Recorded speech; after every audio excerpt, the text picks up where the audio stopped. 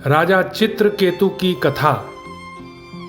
राजा चित्रकेतु को पुत्र की प्राप्ति और उसकी मृत्यु भाग 2।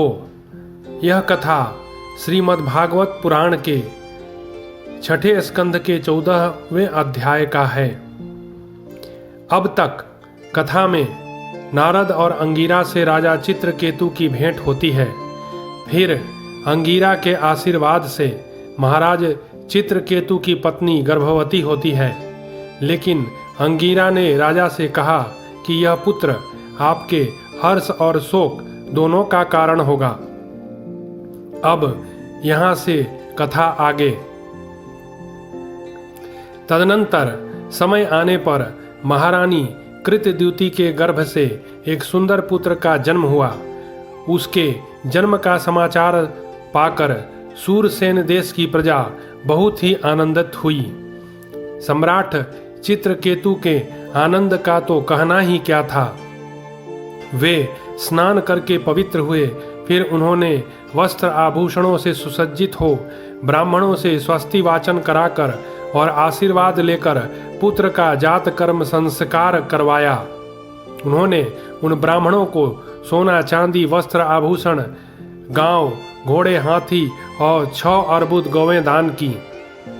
परीक्षित, जैसे यदि किसी कंगाल को बड़ी कठिनाई से कुछ धन मिल जाए तो उसमें उसकी आसक्ति हो जाती है, वैसे ही बहुत कठिनाई से प्राप्त हुए उस पुत्र में राजर्षि चित्रकेतु का स्नेह बंधन दिनों दिन दृढ़ होने लगा।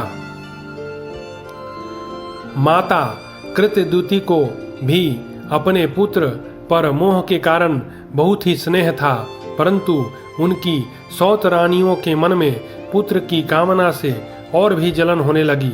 प्रतिदिन बालक का लाड़ प्यार करते रहने के कारण सम्राट चित्रकेतु का जितना प्रेम बच्चे की मां कृतद्युति में था, उतना दूसरी रानियों में न रहा। इस प्रकार एक तो वे रानियां संतान न होने के कारण ही दुखी थीं, दूसरे राजा चित्रकेतु ने उनकी उपेक्षा कर दी। अतः वे डाह से अपने को धिक्कारने और मन ही मन जलने लगी। परीक्षित, वे रानियां अपनी सोत की गोद भरी देखकर जलती रहती थीं और राजा भी उनकी ओर से उदासीन हो गए थे। फलतः उनके मन में कृतद्युति के प्रति बहुत अधिक द्वेष हो गया। द्वेष के कारण रानियों की बुद्धि मारी गई, उनके चित्त में क्रूरता छा गई।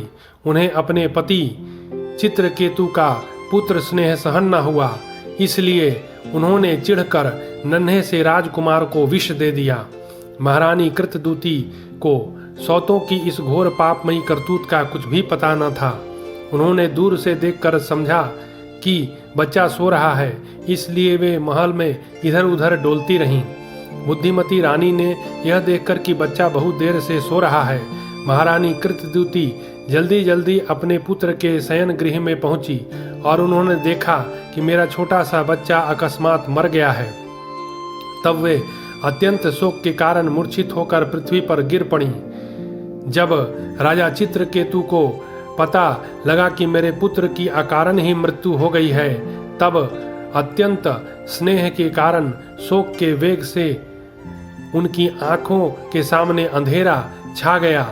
वे धीरे धीरे अपने मंत्रियों और ब्राह्मणों के साथ मार्ग में गिरते पड़ते मृतक बालक के पास पहुँचे। उनके केस और वस्त्र इधर उधर बिखर गए। वे लंबी लंबी सांस लेने लगे। आंसुओं की अधिकता से उनका गला रुंध गया और वे कुछ भी बोल न सके।